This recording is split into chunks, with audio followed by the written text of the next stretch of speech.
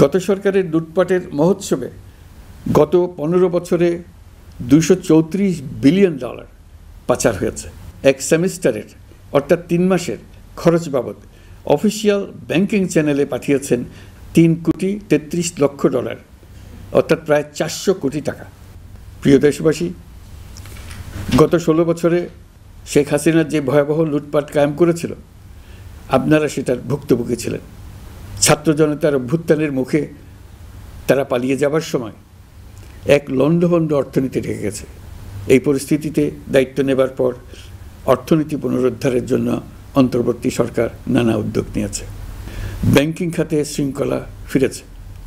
ক্রমান্বয়ে অর্থনীতির অপরাপর সুযোগগুলো ইতিবাচক ধারায় ফিরতে শুরু করেছে। এই সরকারের সবচেয়ে বড় চ্যালেঞ্জ মূল্যস্ফীতি। ফেব্রুয়ারিতে মূল্যস্ফীতি 9.32% নেমে এসছে, যা 22 মাসের মধ্যে সর্বনিম্ন। আগামী জুন মাসের মধ্যে এটি 8%-এর নিচে নেমে আসবে বলে আশা করছে।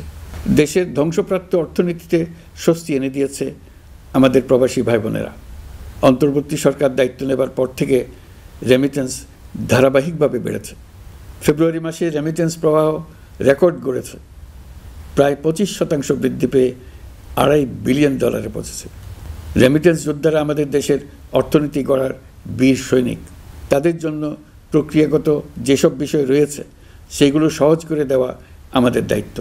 তারা যেন ভোগান্তির শিকার না হন, দূতাবাস যেন ঠিকমতো কাজ করে, এটি নিশ্চিত করার জন্য আমরা ব্যবস্থা নিয়েছি। আগামী নির্বাচনে যেন তাদের ভোটাধিকার দিতে পারি, সেজন্য কাজ করছি। পলাতক সরকারের আমলে চট দখলের মতো দেশের ব্যাংকগুলো দখল করে নেওয়া হয়েছিল। আমানতকারীর টাকাকে তারা নিজেদের ব্যক্তিগত টাকায় রূপান্তরিত করে ফেলেছিল।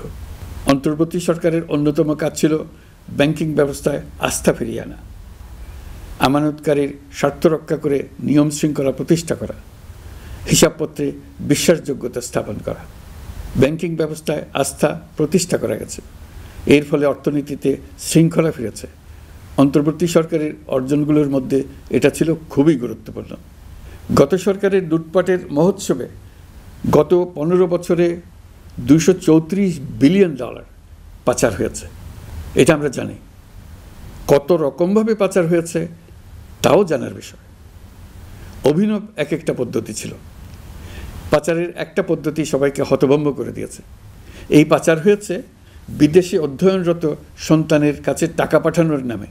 তিনি সন্তানের লেখাপড়ার জন্য এক সেমিস্টারের অর্থাৎ 3 মাসের খরচ বাবদ অফিসিয়াল ব্যাংকিং চ্যানেলে পাঠিয়েছেন $3,33,00,000 অর্থাৎ প্রায় 400 কোটি টাকা।